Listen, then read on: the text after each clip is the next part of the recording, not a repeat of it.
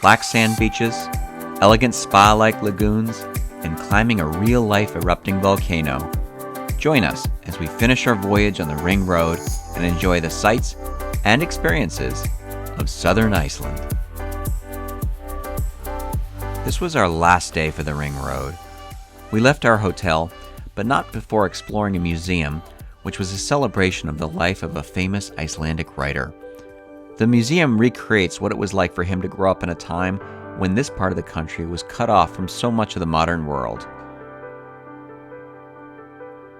We then went on a hike trying to get even closer to glaciers, following our new hobby and love of seeing them up close.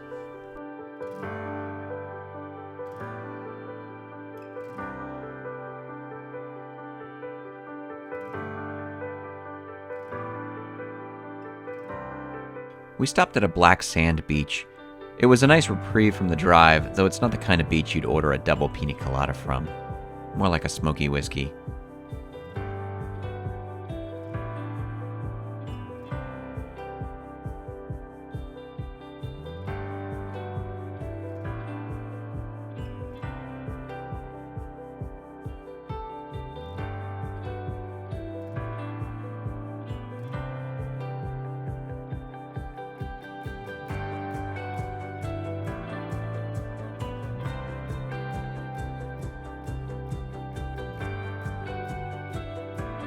We took a more leisurely pace, stopping more than normal for photos and stops, including the black sand beaches of Vik, though I wouldn't suggest eating a fish sandwich from the rest stop.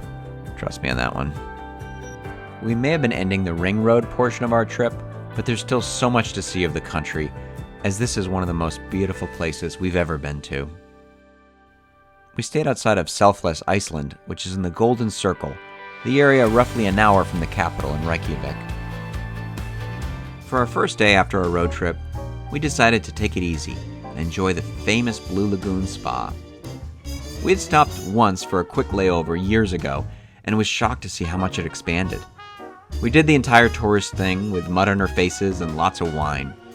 I didn't want to risk getting my equipment wet, so we took a day off of recording. We were only there a few hours, but honestly, with my love of hot spas and grottos, I could stay here forever. We loved it so much that we even toyed with the idea of looking at property to buy, but sadly you have to be Icelandic to own on the island. So unless Kathy and I each marry an Icelander, we won't be owning any property in Iceland soon. Though that does sound like it would be a unique idea for a romantic comedy. The next day we explored Reykjavik, a fun, walkable town that you can easily get around in. We decided to do a tour of Puffin Island, which is an island where these comical-looking gentle birds live. Sadly, I wasn't able to get good shots. I should have brought Frodo, my trusty drone, though I wouldn't want him to get attacked by a puffin.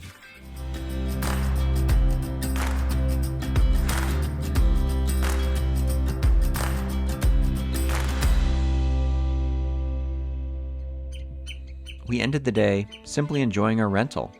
We'd been in Iceland a week by that point, and I still hadn't quite gotten used to the endless daylight. I decided to enjoy the hot tub that came with the place, but given that it filled up with super hot water from the springs, I discovered it was too hot even for me. I only lasted there a minute, and this shot was taken right before I jumped up in pain. I'd do anything for a hot tub. While we wanted to go out and explore the town that night, the truth was, we didn't want to leave.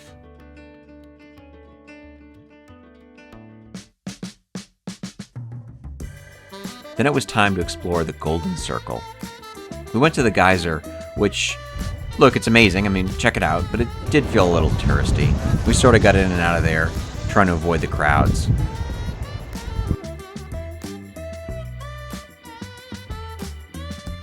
Then, more waterfalls. I can't get enough of them. Waterfalls are like Tostito chips here. You can't have just one.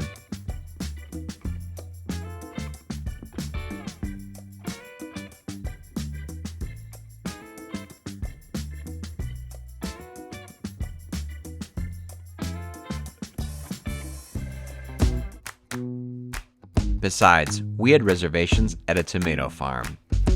Yes, a tomato farm. But if you're thinking that the vibe of the place is backwater farmer, you'd be surprised. The place was hip, elegant, and packed with people. Everything was tomatoes. tomato soup, tomato ravioli, even tomato beer. These guys really love tomatoes.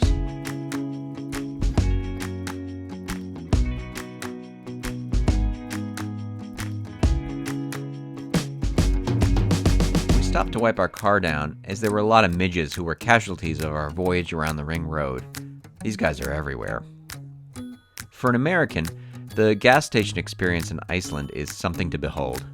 So we're at a gas station and we can't pay with our credit cards because we need a PIN. So I'm going to go in and ask the guy to open up the pump so we can actually pump our car.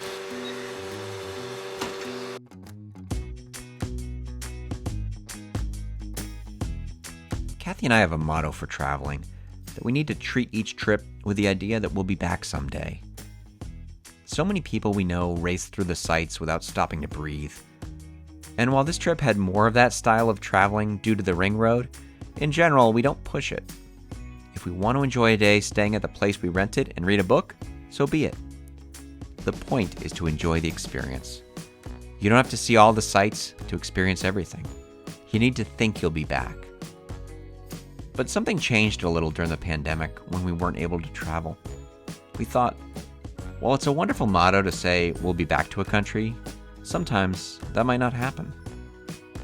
And so on our last night, when we discovered that we could walk a volcano, a real volcano that was erupting, we did something uncharacteristic, which was to say, who cares that we have a flight first thing in the morning?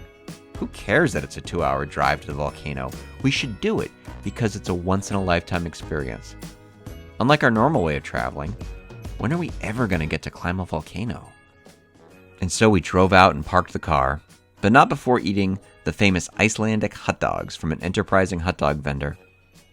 I have no idea what's in these dogs, but with the fried onions on top, they were really good.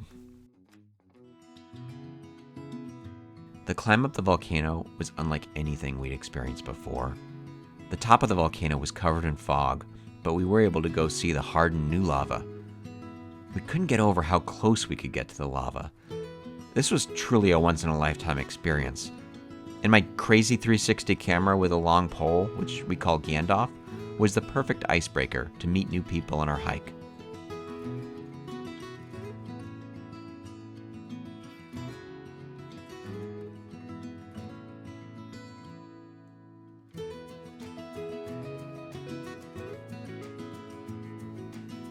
We got to the top of where we had aimed to go by around 10 p.m., and we each enjoyed a local Icelandic beer. We couldn't have asked for a better way to finish the trip, doing something so outside of our normal experience and climbing an actual volcano. We weren't just celebrating climbing the volcano that night. We were celebrating the ring road, celebrating traveling again and our love of travel, and finally shooting this show that you've been watching, which has been on our list of inspirational things to do for some time.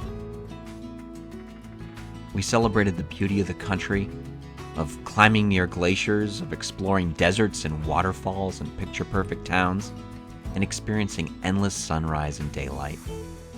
Most of all, we knew that we would never take traveling for granted ever again.